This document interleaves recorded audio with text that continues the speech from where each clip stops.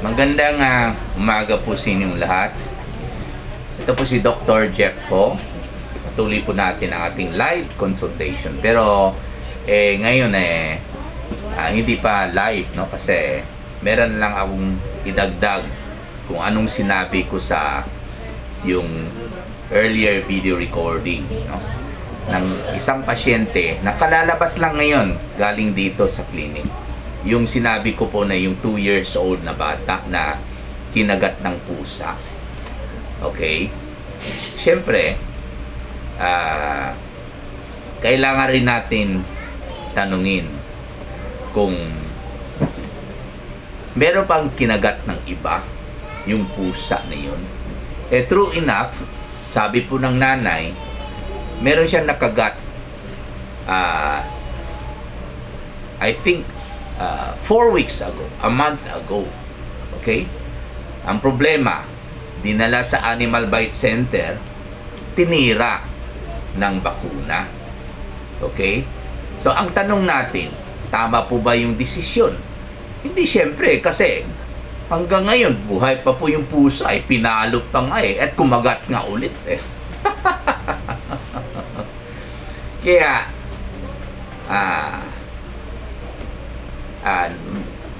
I beg, no? Okay, na sa Bisaya pa na, manghangyo ko sa inyo, na palihog na lang na ayaw himua negosyo ang bakuna. Huwag niyong gawin negosyo ang bakuna kontra sa rabies. Okay? Pero sinabihan ko pa yung mga magulang ng pasyente kanina na ipapabakuna po ninyo yung pusa ng anti-rabies kasi libre naman po sa City Veterinarian Office, no? Okay, at saka of course kailangan i-advise rin po natin ang mga magulang na kapag nagkaroon ng lagnat yung anak nila, huwag nilang isipin kaagad na hala, baka may rabies na ito. Syempre, kailangan ipapacheck up nila kaagad yung anak nila pag may lagnat. Kasi, malamang at kadalasan, yung lagnat ay dahil po sa ibang dahilan. Baka may infection sa baga, may ubo, no? Or infection sa pag-iihi, may UTI. Or masakit ang lalamunan, may tonsillitis. Kaya ipacheck up po ninyo kaagad. Kasi baka mamaya, papabayaan ninyo anak ninyo, syempre, pag madala niyo sa ospital, medyo serious na po yung anak ninyo, syempre, magdideliryo. Okay? At magwa-wild. Okay? At syempre, pagdating sa ospital, nagwa-wild Kadalasan, nire-restrain ang pasyente. Kasi lalagyan ng dextrose. Kailangan tataliin yung pasyente kasi nagwa-wild. Dahil po sa serious na po yung infection niya dahil sa pulmonya ba, sa UTI ba, or tonsillitis. Pero hindi dahil sa rabies, Kaya huwag i-presume kaagad. Pag may lagnat yung pasyente niyo na nakagat, huwag i-presume kaagad may rabies. Lalo na pag yung mga circumstances na binanggit ko po kanina, hindi po compatible sa isang pusa na may rabies. Lalo pag walang rabies sa barangay po ninyo. Okay? Kasi po pag mag-wild yung anak niyo dahil sa ibang sakit, dahil hindi po niyo pinagamot kaagad at dinala niyo sa ospital at ni-restrain, katulad ng isang pasyente noon, wild na wild. Pero, inuubo. Hindi pinagamot kaagad, dinala sa ospital, tinali. Okay? Dahil nagwa-wild,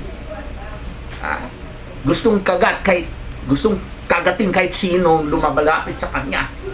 At pag pinainom ng tubig, hindi na tanggapin yung tubig. Ayan. At nung nakita ng doktor, hala, natakot sa tubig, hala, baka rabies ito. At tinanong yung asawa ng pasyente, nakagat pa siya, misis? Ang sagot naman ng sa opo, Dok, nakagat po siya 2 years ago. Kaya ang doktor naman, hindi naman tinanong paano nag-umpisa yung pag-wild ng pasyente. Kailangan tanungin muna. Huwag niyo i-presume kaagad na porket nagkalagnat, nag-wild, hindi natanggapin yung tubig o natatakot kuno sa tubig at nagkagat, i-presume niyo kaagad ng rabies, na may rabies ang pag. Huwag naman po. Tanungin po muna ninyo, bago naglagnat, bago nag-wild, meron ba siyang problema? May ubo nga malamang, kailangan pakinggan po natin yung likod ng pasyente kahit nag-wild.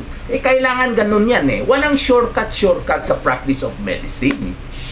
Okay?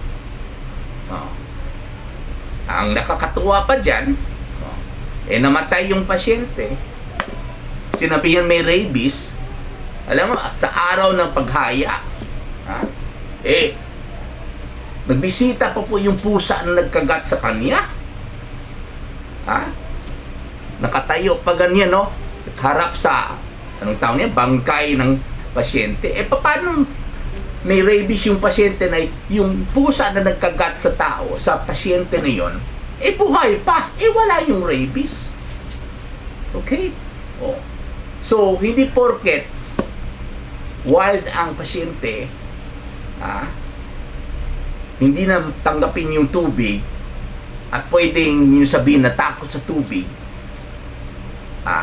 at nakagat noon, hindi porket ganyan ang senaryo may rabies ka agad yung pasyente. Kasi po, katulad ng sinabi ko, pag napabayaan po yung infection, kahit anumang infection, tonsillitis, UTI, pulmonya, kahit pigsa,